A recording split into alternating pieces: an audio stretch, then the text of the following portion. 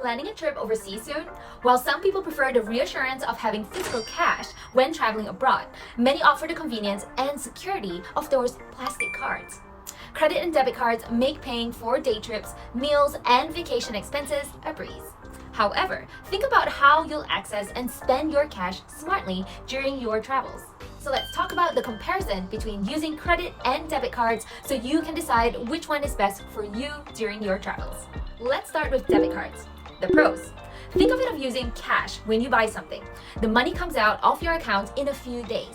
If you're worried about spending too much, this could be a better option for you because you'll need to stick to the money in your account. Debit cards can also be used at ATMs, so you can get cash when you need it. Just make sure to watch out for the high ATM fees and exchange charges. Let's talk about the cons. The major downside, however, is if your debit card gets hacked, your bank account is at risk. The good news is, if you report debit card fraud before any transactions were made, you have zero liability. On the flip side, the bad news is, if you don't have enough cash on hand and lack a credit card, it could be a total mess for your trip. You have to wait for your account to get fixed and your money to become available again, which could take some time. What a headache that'll be. Let's hop into credit cards. The pros. Ultimately, you'll have more spending flexibility with credit cards since your credit limit sets the boundaries. However, this freedom can lead to overspending.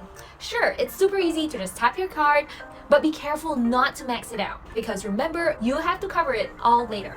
Now for the cons. Using a credit card during your travels has its upsides and downsides. If it's stolen, technically you won't lose real cash, but your account might be on hold until things get sorted.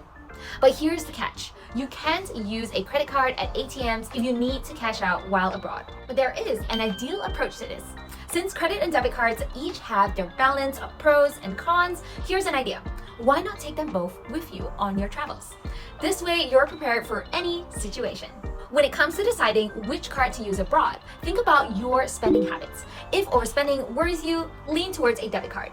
If fraud is your concern, a credit card might be better.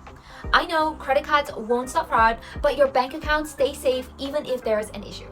Go with what suits you and makes you comfortable. Finally, let's talk about the fees.